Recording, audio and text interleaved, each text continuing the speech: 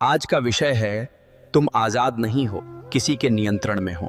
इस वीडियो में समझेंगे कि ये नियंत्रण कैसे काम करता है। हम बात करेंगे लोगों, सिस्टम, आदतों और डर की, जो धीरे धीरे तुम्हारे फैसले, समय और सोच को चलाने लगते हैं। और सबसे जरूरी, इस नियंत्रण को पहचान कर कदम दर कदम आजादी वापस कैसे पाई जाए, यही इस वीडियो का समाधान है। तुम आजाद नहीं हो, किसी के नियंत्रण में हो, क्योंकि तुम्हारे फैसले तुम्हारे नहीं, हालात और आदतें तय कर रही हैं। नियंत्रण हमेशा जंजीर से नहीं होता, कभी कभी ये सुविधा, डर और आदतों के रूप में आता है। जब तुम सोचने से पहले रिएक्ट करते हो, समझ लो कोई तुम्हारी सोच चला रहा है। दुनिया तुम्हें डर दिखा के चुप कराती है। नौकरी का डर, अकेलेपन का डर, अस्वीकार होने का डर। डर में लिया गया हर फैसला किसी और के फायदे में जाता है, तुम्हारे नहीं।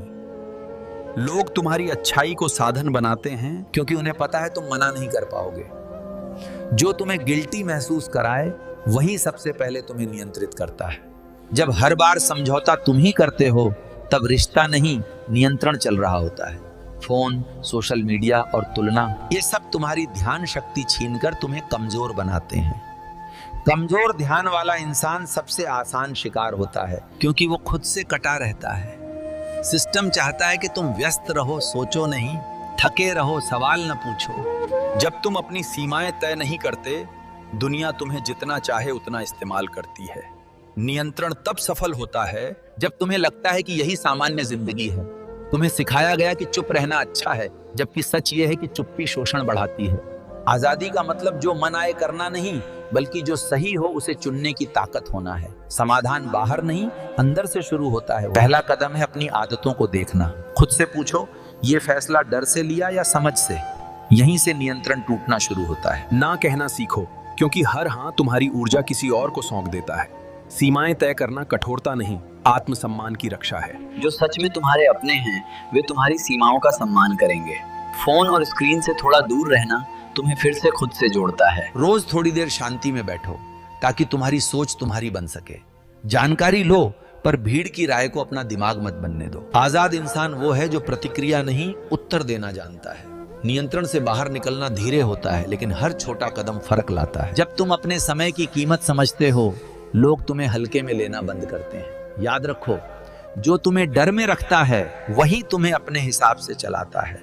सच ये है, कोई तुम्हें नियंत्रित नहीं कर सकता जब तक तुम खुद अनुमति न दो। आजादी एक दिन में नहीं मिलती, लेकिन आज से शुरू जरूर होती है।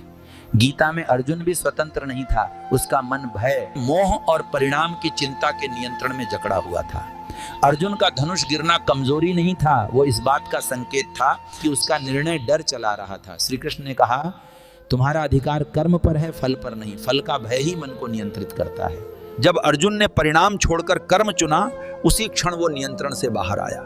गीता सिखाती है, जो मन को वश में करता है, वही वास्तव में स्वतंत्र होता है। आज भी वही सत्य है, जब डर, लालच और आदतें छूटती हैं, तभी मनुष्य आजाद होता है। तुम आजाद नहीं हो, किसी के नियंत्रण में हो।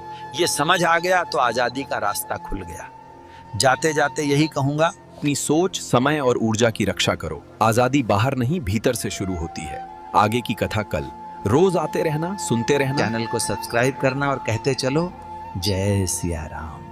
अगर ये बात काम की लगी हो तो इसे अपने दोस्तों और परिवार के साथ साझा करो, क्योंकि सही समय पर मिली समझ सबसे बड़ी मदद होती है।